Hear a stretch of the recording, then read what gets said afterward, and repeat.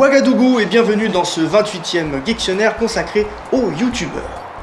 Le terme youtubeur vient de yutu, un mot en sanskrit désignant une glande anale de castor, et de beur, signifiant arabe en verlan. Le youtubeur est donc une glande anale de castor vivant au Moyen-Orient.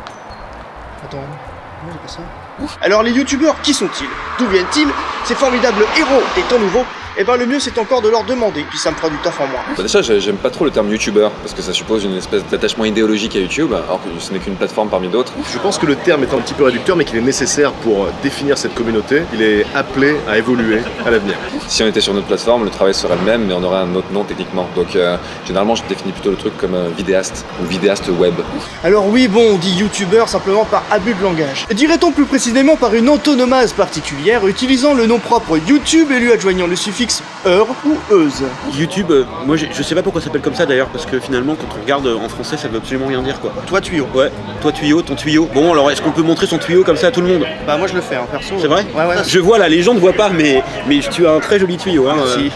YouTube fut créé en 2005 par Steve Chen, Chad Hurley, Jawed... Je savais pas, je l'ai appris comme vous. Jawed Karim, 3 anciens employés de PayPal. L'année d'après, elle fut rachetée par Google et l'année d'encore après, l'interface web fut traduite en français et en bien d'autres langues, sauf le Klingon.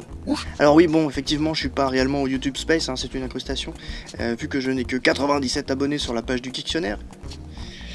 Bref, utilisons ce terme de youtubeur pour désigner des vidéastes, hommes ou femmes, professionnels ou amateurs, qui œuvrent sur YouTube et totalisent un certain nombre de vues sur leurs vidéos, instructives ou distractives.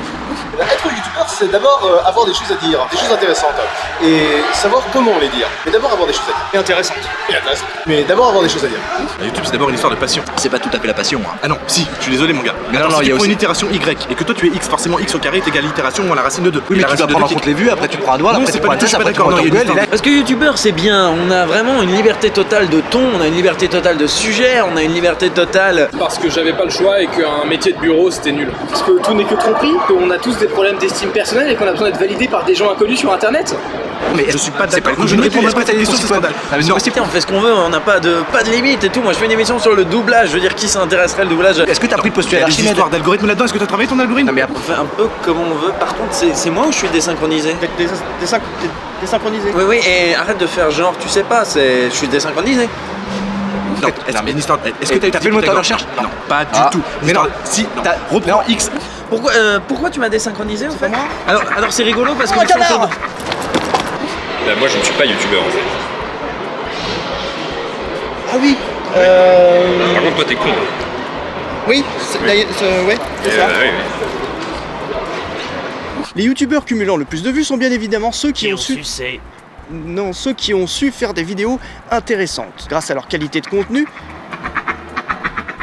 grâce à la qualité de leur contenu, à leur style narratif, visuel, à leur originalité ou pas. Un youtubeur peut gagner sa vie grâce à ses vidéos, ou plus précisément grâce aux revenus publicitaires qu'elle génère. L'exemple ultime étant bien évidemment PewDiePie, qui grâce à plus de 2500 vidéos, du let's play principalement, totalise 40 millions d'abonnés, lui générant un minimum salarial de 50 000 € par mois. En marge de l'engouement pour les youtubeurs et buzz, on peut malheureusement déplorer le dédain dont fait montre la télévision, vieillissante, décrépite et aveugle, qui ne comprend pas la philosophie et le système ouvert et communautaire de son fils internet. Oui, alors je dis fils car on peut imaginer que si un Minitel avait niqué avec une télé, elle aurait accouché d'un truc comme internet. Débuté avec des podcasts amateurs, le statut de youtubeur se professionnalise de plus en plus. Quid de son avenir? Se murera-t-il en Facebook Videoer, en Dailymotioner, en Vimeoer, en Twitcher, en Viner, en je sais pas quoi heure? Bah, qui sait?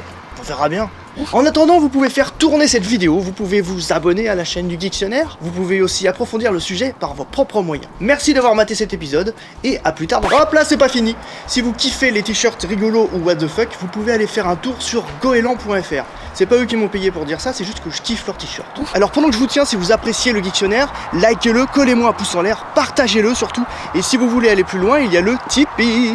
Allez, cette fois-ci j'y vais, on se retrouve dans un mois pour le prochain dictionnaire qui portera sur le terme